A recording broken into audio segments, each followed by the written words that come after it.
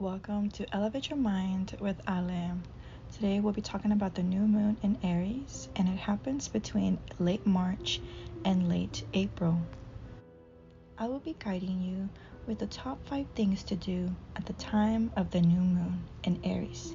If you plan your life by the new moon, you will find that you are in the flow of life. And note that the advice in the guide applies to all of us, regardless of our personal astrology. The reason is this is a lunation, in this case a new moon, in a particular sign which is Aries, and therefore it has a flavor of its own. So no matter what rising sign you are, this is going to be inevitable. Let's begin by taking action. The new moon in Aries marks the start of the new moon cycle, and since Aries is the first sign of the zodiac, the time for dreaming is over and the time to take action has come. You have a clean slate when it comes to making your new moon wishes. If you've been holding off or slacking off, this is a perfect time to get back on the boat. Think about it. It's springtime. Things are flowing. Things are growing, which means it is the beginning of the year. And that means it's time to make a 12-month plan. This is a wonderful time to make a plan for the year ahead. And if you are too attached to whatever it is that you've been doing, do a plan for yourself. Do a plan for yourself and your spouse. If you are in a relationship, do one for your work. Since the Aries energy is really impulsive, you might think it's too high energetically right now to make plans, but with a bit of discipline, anything is possible. The fiery and enthusiastic Aries energy is great for infusing your plans with drive and determination, which makes perfect for being courageous.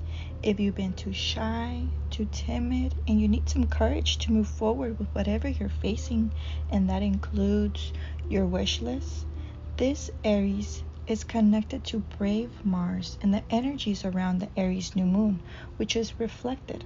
Decide that you can be bolder in life and then work on this. Aries isn't so much bold as willing to just go into it, into everything, and just go for it without being overly cautious about the results. If you could use a bit of more of imputacious in your life, now is the time to incorporate this Aries energy. You'll discover that you get to have more fun. So ask yourself, are you having enough fun? Are you spontaneous enough? Think about it. And if the answer is no, then determine that over the coming weeks, you need to make some time for having some fun. Aries is the child of the zodiac, and now is a good time to remind yourself to connect with your inner child. So focus on you. This is also a good time for some focus on yourself and what you need, where you're going, and so on.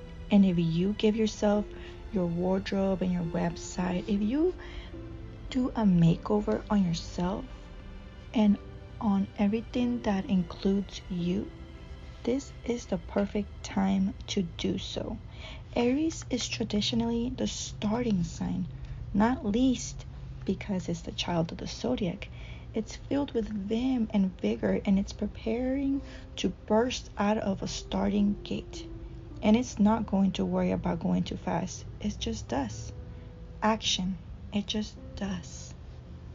So, on this new moon in Aries, take action, make a plan, be courageous, have some fun, and focus on you.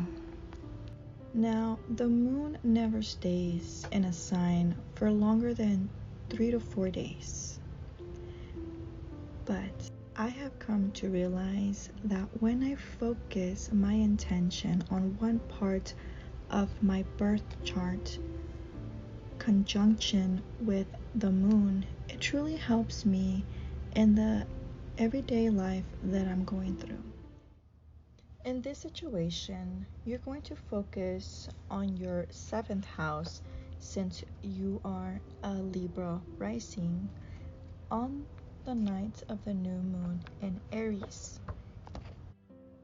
The seventh house is all about relationships, marriage, contracts, business partners, equality, sharing, and interpersonal style.